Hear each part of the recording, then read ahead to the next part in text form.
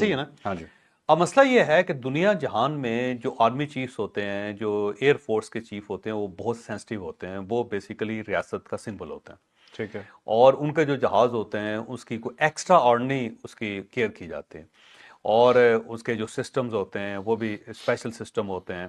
پھر خطرہ یہ ہوتا ہے کہ اس کے اندر بگنگ نہ ہو رہی ہو، پھر اس کو آئیڈینٹیفائی نہ کیا جا رہا ہو، تو بہت ساری اس کے اندر چیزیں ہوتی ہیں.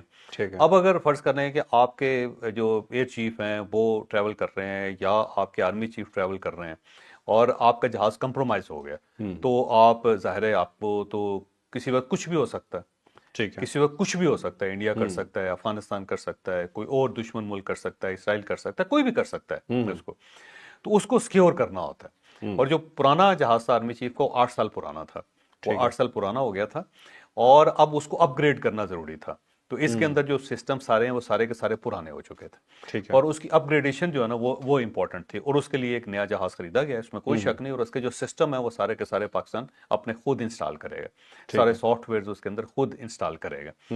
اور یہ جو پریکٹس ہے یہ میرا خیال ہے 2003 سے سٹارٹ ہوئی ہے کہ آپ کچھ عرصے بعد جہاز کو اپنے کو تبدیل کریں. اور 2003 میں اگر آپ کو یاد ہو تو ایئر چیف تھے منصب میر صاحب. موصل امیر ہاں جی ہاں جی، وہ ایک جو ایئر کرافٹ کا ایکسیڈنٹ تھا اس کے اندر شہادت ہو گئی تھی، ایئر کریش کے اندر شہادت ہو گئی تھی.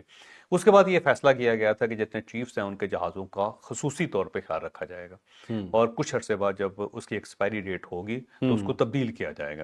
اور یہ کوئی ایک جو ظاہر ایئر چیف نے یا آرمی چیف نے اپنے لیے نہیں خریدا، ہر آرمی چیف اس کو استعمال کرے گا، اس کے بعد بھی استعمال کرے گا. ایئر چیف اس کو جو آنے والا ہے وہ بھی اس کو استعمال کرے گا. بیسیکلی یہ چیف کا جہاز ہے، یہ چیف کا جہاز ہے، اور اس کے اندر یہ مجبوری تھی. اور دوسری جو سیکنڈ ہے یہ ہے کہ جو پہلا بھی ایئر چیف جو جہاز خریدا تھا آرمی چیف نے، وہ ایک دوست ملک نے بہت کم قیمت وصول کر کے وہ گفٹ کیا تھا آلموسٹ.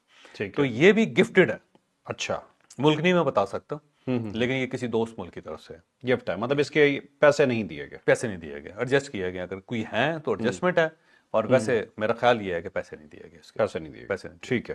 اور اس کے اوپر یہ جو عمران ریاض ہے، اچھا خیر پہلے میں پچھلے ٹاپک پہ تھوڑا سا آ جاتا ہوں.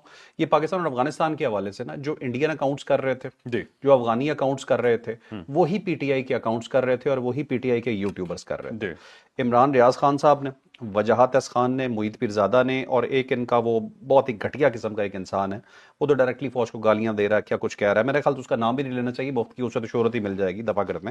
عادل راجہ ہے اس کے علاوہ، ٹھیک ہے.